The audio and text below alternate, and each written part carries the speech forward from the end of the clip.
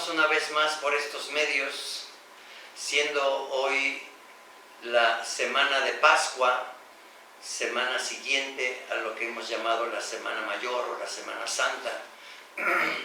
Y nos encontramos en este día 8 de abril del año 2021. Pidiendo inicialmente una disculpa porque en las 2 semanas anteriores no tuvimos la oportunidad de comunicar con ustedes el compartir lo que es el Evangelio. Pero nos alegramos hoy y sobre todo en la alegría de Cristo que ha resucitado y está vivo en medio de nosotros. Pues bien, hoy meditamos ya el segundo domingo de la Pascua. Y en este segundo domingo de Pascua, también ahora, porque así lo dispuso San Juan Pablo II, celebramos el Día de la Divina Misericordia, que no es otra cosa sino voltear a ver el corazón abierto de Cristo como una fuente inagotable de gracia y de misericordia para la humanidad entera y para la remisión del pecador, y al mismo tiempo la manifestación extraordinaria de la obra de la redención que Cristo nos ha logrado con su pasión, muerte y resurrección, venciendo el poder de la muerte y las ataduras de la muerte. Ha resucitado victorioso.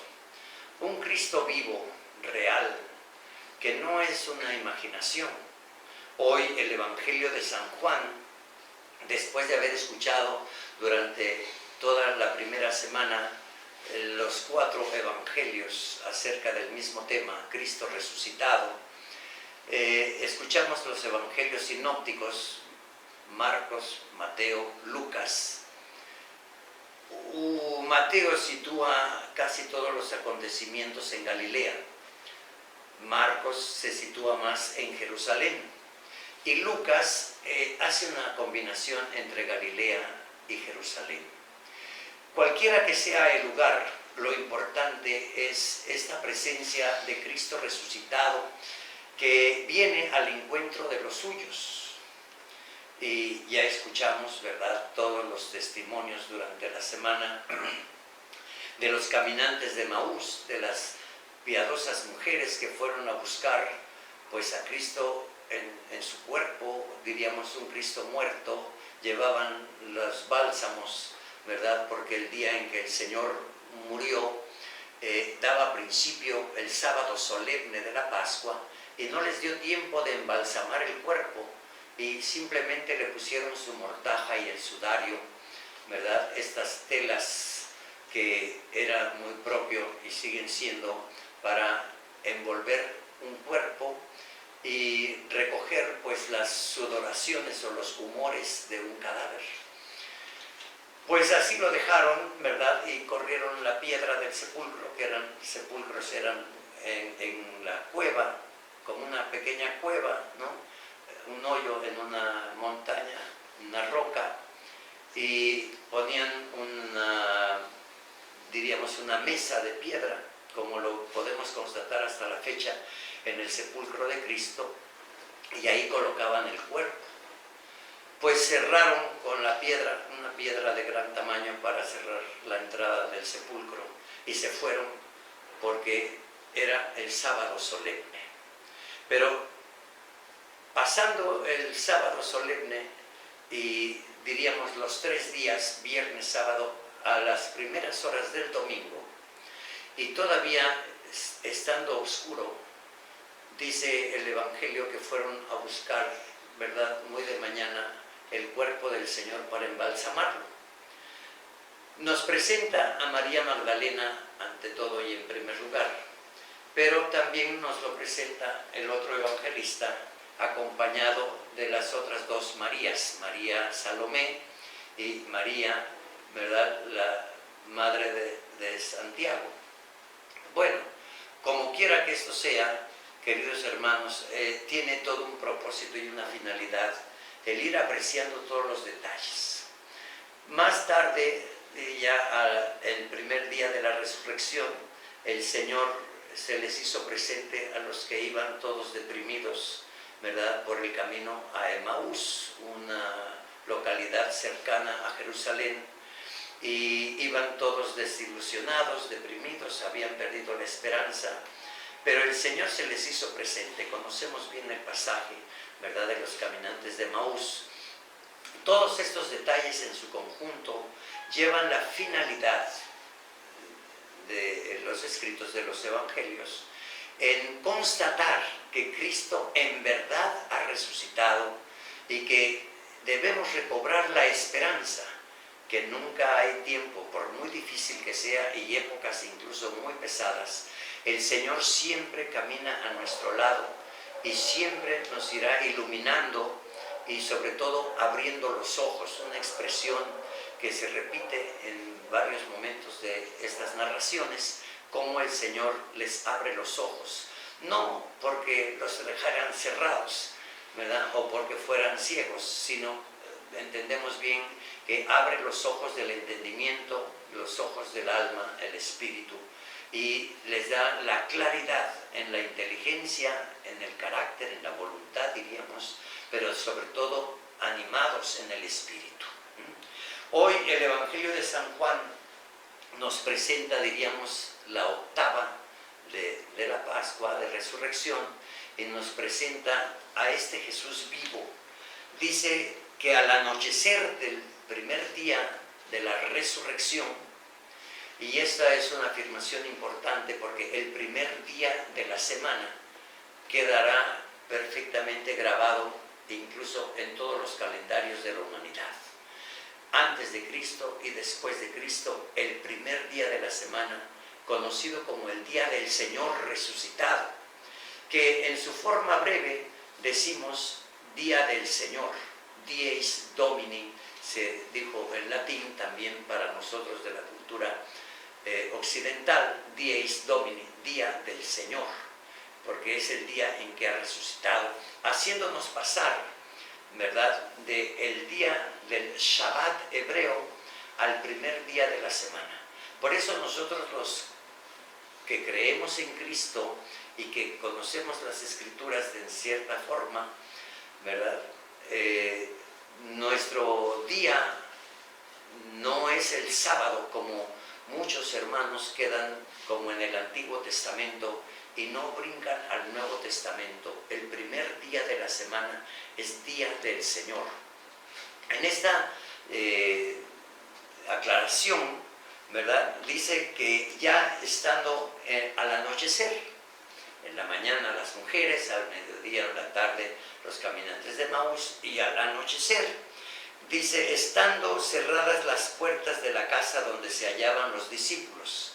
Aquí el Evangelio de Juan nos sitúa como en el lugar donde fue decimos la última cena, ¿no?, o la cena pascual, ¿verdad?, en el cenáculo decimos, precisamente haciendo relación a la cena, ahí encerrados por miedo a los judíos.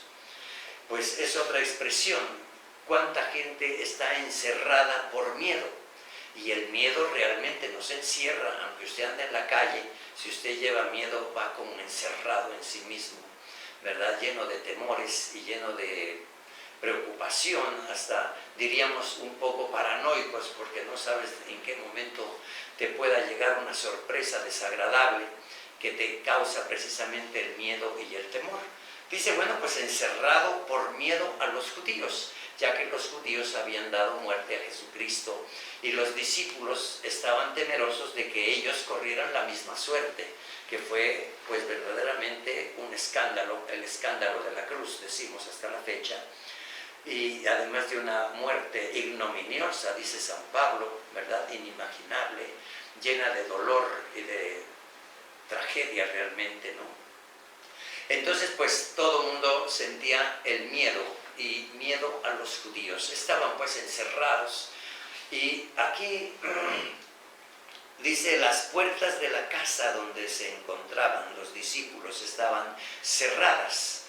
Sin embargo, ¿verdad?, dice que en ese momento se les hizo presente Cristo resucitado. Bueno, hay muchos comentarios, ¿verdad?, a lo largo de la historia si Jesús ya resucitado podía traspasar una pared o las puertas, aunque estén cerradas, para hacerse presente en medio de ellos. Pues todo eso no es más que el entender precisamente ese tipo de encierro. Hay mucha gente que está encerrada en sí misma, ¿verdad? Decimos una gente que difícilmente le abres el entendimiento, que es muy necia o que está cerrada, ¿verdad? Este tiene el cerebro cerrado, no le entra nada, no entiende razones, no entiende nada. Bueno, ahí es donde precisamente nuestro Señor Jesucristo quiere llegar. Y quiere llegar también con nosotros, todos los que se han quedado cerrados, ¿verdad? El Señor se hace presente de alguna manera, porque el Señor no abandona absolutamente a nadie, aún a los más necios, o tal vez empezando por la gente más alejada y más renuente. El Señor de una o de otra manera siempre se hará presente en nuestras vidas, dando oportunidad incluso para nuestra conversión y el cambio de vida para lograr la salvación. Queridos hermanos, esto es un comentario muy curioso, porque mucha gente que uno puede calificar como una gente mala, que ha hecho mucho mal, incluso en la sociedad, en un país o en el mundo entero, como se pudo decir de Hitler o de Nerón, o como se dijo, ¿verdad?, tal vez de otros contemporáneos, ¿verdad?, como lo comentaban también en el caso de Fidel Castro, ¿no? ¿Cómo es que logran vivir tantos años? Pues, queridos hermanos, nuestro Señor no se equivoca e indudablemente nos dará el tiempo suficiente para nuestra conversión. Y por lo mismo, una gente malvada, dice uno, vive muchos años, en cambio el bueno, el justo se va rápido. Pues sí, pero como nuestra meta final es la vida eterna y el Señor así lo tiene previsto, pues las almas buenas y santas a veces salen a muy temprana edad, como lo podemos ver incluso, ¿verdad?, en los niños santos, o como lo vimos ahora con Marco Acutis, ¿no?, un niño, un jovencito adolescente, o como Santa Teresita, que murió a los 24 años de edad, ¿verdad?, o muchos otros santos, almas buenas que dicen, no, ¿por qué se fueron tan temprano cuando podían haber hecho mucho bien, ¿no? Pero nuestro Señor tiene un tiempo para cada uno de nosotros, y siempre nos dará el tiempo suficiente para que nosotros podamos verlo, apreciarlo y lograr también nuestra conversión. Pues el Señor vino, aunque estén las puertas cerradas y aunque a veces seamos tan necios, el Señor viene. Dice ahí, ¿verdad?, ubicando el lugar del cenáculo, que el Señor, la primera palabra que les dijo es: la paz esté con ustedes.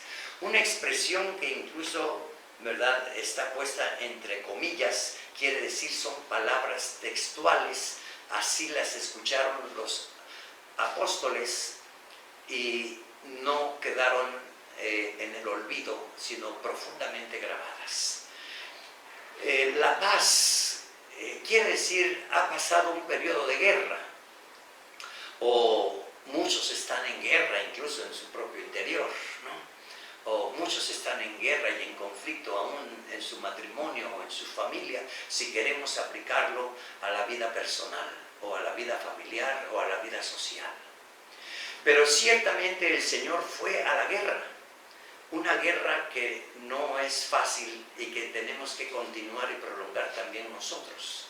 Una guerra que es sobre todo con el mismo enemigo de Dios, el ángel caído o Satanás, ¿verdad?, que busca hacer la guerra a los hijos de Dios, como lo va a decir el libro del Apocalipsis, ¿verdad? Fue arrojado del cielo y vino a hacerle la guerra a los hijos de Dios. Una gran batalla donde a consecuencia del pecado, ¿verdad?, de nuestros primeros padres, la humanidad entera quedó envuelta bajo el dominio y el poder del demonio. Incluso nuestro Señor Jesucristo le llamaría el príncipe de este mundo. Pero ¿cómo librar a la humanidad? Esa es la tarea de Cristo Redentor. Y es lo que el Señor ha logrado con su pasión, muerte y resurrección.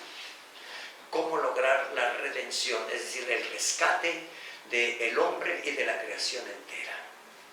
Bueno, pues ahí ¿verdad? La paz esté con ustedes, es como aquel grito que se escuchó al término de la Segunda Guerra Mundial, ¿verdad? Que quedó en el registro de la historia.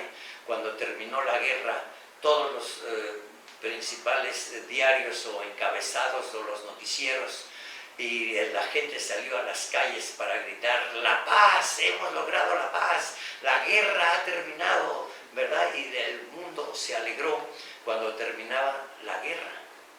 Así también, con ese entusiasmo, ¿verdad? Nuestro Señor Jesucristo, nos lo imaginamos o lo contemplamos ahora, que se hace presente: la paz esté con ustedes. Es como decir, he logrado la paz, fui a la guerra y salí victorioso, ¿verdad? Y salí victorioso.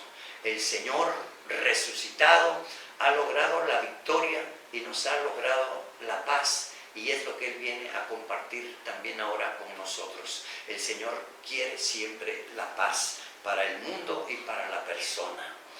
Dicho esto, les mostró, dice el Evangelio, las manos y el costado. Queridos hermanos, si nuestro Señor Jesucristo quedó lacerado completamente en todo su cuerpo, que no quedó un centímetro sano de todos los latigazos y de todos los sufrimientos de la cruz, pues ahora Cristo resucitado viene en una condición verdaderamente nueva, en una frescura, ¿verdad?, extraordinaria, pero se le han quedado las huellas, las llagas de las manos y de los pies y de su costado, que son verdaderamente como los trofeos de Jesucristo. Fui a la guerra, fui a esa terrible competencia, he salido victorioso y aquí están los trofeos, las santas llagas, llagas santas y gloriosas de nuestro Señor Jesucristo, que vienen a confirmarnos que es Él en persona, el mismo que quedó muerto, bien muerto en la cruz y traspasado incluso por la lanza del soldado. Hoy viene con los trofeos, y sus principales trofeos son sus santas llagas. ¿Cuánto valor tenemos que darle a las llagas de nuestro Señor Jesucristo? Y cuánto valor tienen, que incluso podemos hacer referencia de cómo el Señor le concede como un privilegio a almas muy escogidas y santas, como lo fue San Francisco de Asís, o algunas otras personas también religiosas, o como lo vemos contemporáneamente con el Padre Pío de Pietrelcina, ¿verdad? El Señor les ha concedido sus llagas como algo de gran valor, y que también nosotros debemos de saberle dar y valorar las llagas de nuestro Señor Jesucristo. Ya San Pablo nos dirá, ¿verdad?, que por las santas llagas de nuestro Señor Jesucristo fuimos curados, ¿verdad? Las llagas de nuestro corazón queden sanas por las santas llagas de Jesucristo, los trofeos de la victoria. Nuestro Señor Jesucristo lo presenta San Juan en todo este contexto, precisamente para confirmar a sus apóstoles, a sus discípulos, en la fe. Y ya lo escuchábamos en los otros evangelios, de cómo ellos creyeron que era un fantasma, ¿verdad? Pero aquí el Evangelio de San Juan lo pone en una forma un poco diferente, porque dice: cuando los discípulos lo vieron, se llenaron de alegría. Y queridos hermanos, esta alegría no es la alegría que tiene el mundo en medio de sus risas o carcajadas, ¿verdad?, en medio de sus morbosidades o de sus triunfos a veces banales, sino que es la santa alegría que nos trae nuestro Señor Jesucristo, y es la alegría que consuela, que conforta, que renueva, que revitaliza el alma de la criatura humana. Y por lo mismo, qué importante es entrar incluso por las llagas de nuestro Señor Jesucristo. El segundo paso que nos presenta hoy el Evangelio de San Juan, y que vuelve a repetir nuestro Señor Jesucristo: la paz esté con ustedes, es algo que lo vamos a escuchar 3 veces en la lectura del Evangelio de hoy, ¿verdad? Pero dice algo mucho más profundo. No se queda solamente ahí, ¿verdad?, a que lo miren y a que se alegren y no, vamos a comer, no. Sino que dice: como el Padre me ha enviado, así también los envío yo a ustedes. El envío y los enviados. Es el Padre quien envía a su Hijo. Y ahora es su Hijo resucitado quien envía a los apóstoles. Queridos hermanos, no es que alguien se ponga la camiseta y salga a predicar nomás así porque sí, y no es nada más porque yo me llené de gran emoción, ¿verdad? Y ya voy a poner un templete por acá y otro por allá, y voy a decir que yo soy también un enviado. No, no es así, queridos hermanos. Es Cristo quien envía a sus apóstoles. Y más adelante son los apóstoles quien tomarán también, ¿verdad?, a nuevos hermanos para darles el envío. Es un envío que viene desde Cristo, Pedro y los apóstoles, y los sucesores de Pedro y los sucesores de los apóstoles, que hasta la fecha son el Papa Francisco y nuestros obispos. A pesar de todas nuestras debilidades y miserias como humanos, sin embargo, somos los enviados, instituidos, consagrados para una misión. Si la cumplimos o no la cumplimos, es una responsabilidad muy grave y tendremos que darle cuentas a Dios. Por eso, queridos hermanos, no solamente hablamos de los sacerdotes o de una vocación sacerdotal o de la vida religiosa, sino de todo cristiano que por el bautismo fue llamado, fue elegido, fue consagrado para Dios, y todos llevamos una misión. Es la iglesia de los enviados. No son unos cuantos, sino todos los que hemos creído y hemos recibido el bautismo en nuestra confirmación, recibiendo al Espíritu Santo, los que debemos de ir a la gran misión. Y es una misión donde debemos de continuar la obra de Jesucristo en una gran batalla de todos los días, con una cruz personal, donde nos unimos precisamente a la cruz redentora del Señor, para poder también encontrar nuestra santificación y lograr incluso la expansión del reino de Cristo en el mundo y la salvación de todo el género humano, para creyentes y no creyentes, para los que lo aceptan o para quienes lo rechazan. No importa la salvación. La iglesia, ¿verdad?, fue definida incluso, ¿verdad?, en el Concilio Vaticano II como misterio de salvación. Gracias para la humanidad entera. Pues esa es nuestra misión, queridos hermanos. Ya lo diría el profeta Isaías, ¿verdad? Así como se queman unos cuantos granos de incienso en las brasas para que destilen su perfume, ¿verdad?, y en un humo aromático suba a las alturas, así es también los cristianos, que en medio de las brasas y de los sufrimientos tenemos que dar, ¿verdad?, el perfume de la gracia de Dios, y tenemos que elevarnos hasta el altar de Dios. Bueno, pues es una misión que hay que meditar y que hay que contemplar, y no nada más leer, ¿verdad?, someramente. Ya en el ciclo B de la liturgia de la iglesia tenemos que ir profundizando, como en la escuela, ¿verdad?, los grandes temas del saber y de la sabiduría de Dios. Pues esta es la iglesia de los enviados. Después de esto, dice, sopló sobre ellos y les dijo, reciban el Espíritu Santo. Esto es como una segunda ocasión que nos refiere el Evangelio de San Juan, porque Cristo en la cruz dice, entregó su Espíritu. Es como derramar el Espíritu, e incluso lo pone con un signo, ¿verdad?, muy relevante, porque dice que se rasgó el velo del templo donde se encontraba el arca de la alianza y donde se encontraba la presencia de Dios. Solamente ahí en el Santo de los Santos, al rasgarse el templo, el Espíritu de Dios se derrama sobre toda carne, como lo ha dicho el profeta Joel o Ezequiel, ¿verdad?, o Isaías. Bien, pues en todo eso, queridos hermanos, ahora viene el Señor y por segunda vez dice, sopló sobre ellos. El soplo es como hacer un eco de aquel soplo que Dios creador le dio a Adán, a quien hizo del barro de la tierra, y sopló o insufló, ¿verdad?, sobre sus narices el aliento de la vida. Pero hoy hay una vida nueva, la vida en el Espíritu Santo de Dios, la tercera persona de la Santísima Trinidad. Reciban el Espíritu Santo, pero les da también la finalidad del Espíritu Santo.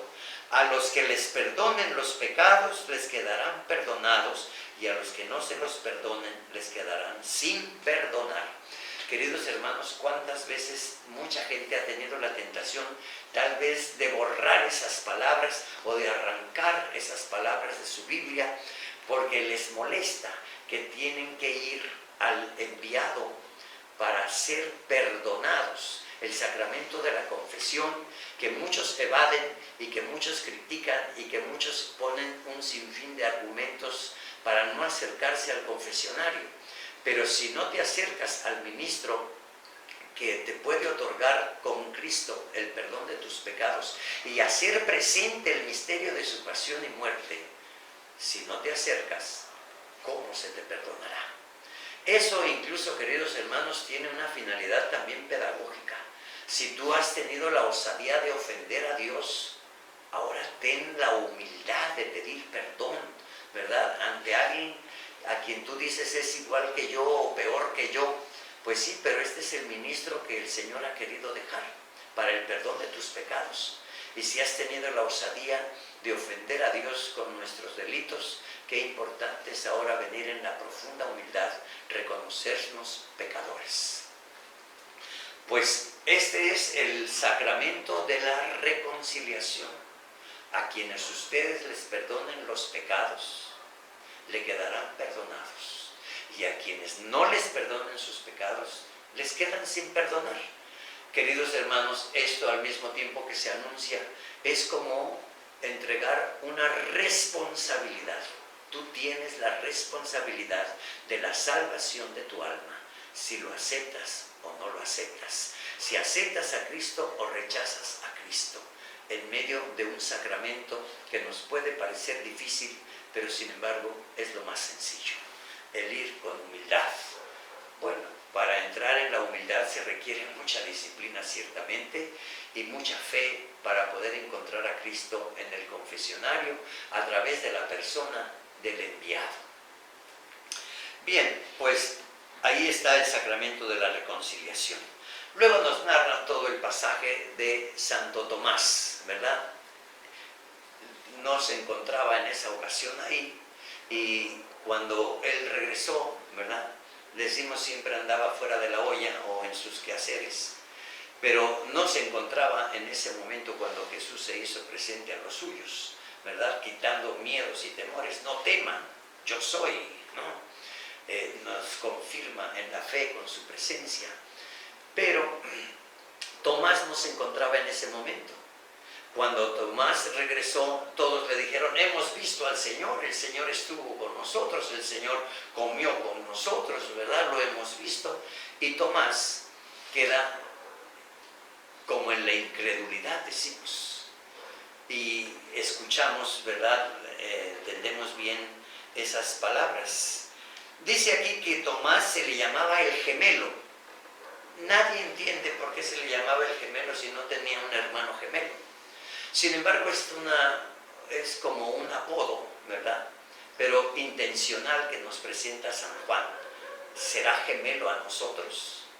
Nosotros nos parecemos en esa necedad a Tomás.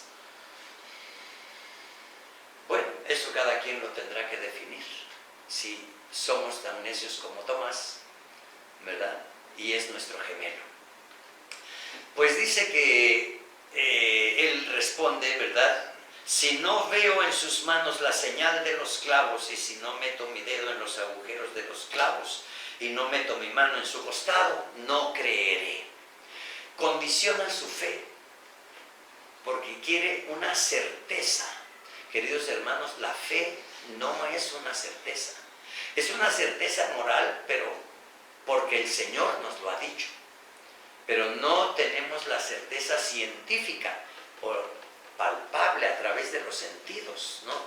Ver, oír, tocar, ¿verdad? Por medio de los sentidos.